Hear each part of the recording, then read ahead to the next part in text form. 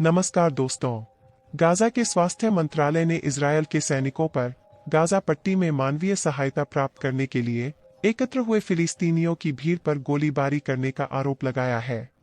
स्वास्थ्य मंत्रालय के अधिकारियों ने कहा कि इजरायली बलों के इस हमले में कम से कम 20 लोगों की मौत हो गई एवं दर्जनों लोग घायल हो गए। इजरायल की सेना ने कहा है कि वह इस घटना के बारे में रिपोर्ट की जांच कर रही है। प्रत्यक्षदर्शियों और स्वास्थ्य अधिकारियों ने कहा कि गोलीबारी गाजा सिटी के दक्षिण में एक गोल चक्कर पर हुई, जहां बंट रही खाद्य सामग्री को लेने के लिए भीड़ इकट्ठा हुई थी। ऑनलाइन सामने आई फुटेज में गोल चक्कर के पास मुख्य सड़क पर सैकड़ों लोग गोलीबारी की आवाज के बीच भागते नजर आ रहे हैं और लोगों के हाथ में राहत सामग्री है। घटना में घायल हुए लोगों का शिफा अस्पताल में इलाज किया जा रहा है। गोलीबारी में घायल होने के बाद अस्पताल में भर्ती मोहम्मद अल रेफी ने कहा कि इजरायली सैनिकों ने भीड़ पर गोलीबारी की।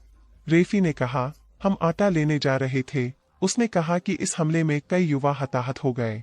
गाजा के स्वास्थ्य मंत्रालय के प्रवक्ता अशरफ अल किद्रा ने कहा कि गोलीबारी में 20 लोग मारे गए और 150 अन्य लोग घायल हो गए।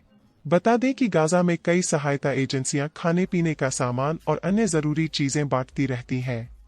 अभी यह पता नहीं चल सका है कि इस हमले के समय कौन सी एजेंसी राहत सामग्री वितरित कर रही थी।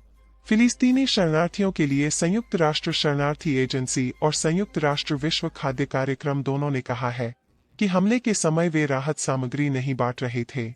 हमास ने इजरायल पर 7 अक्टूबर को हमला कर करीब 1200 लोगों की जान ले ली थी और करीब 250 अन्य को बंदी बना लिया था।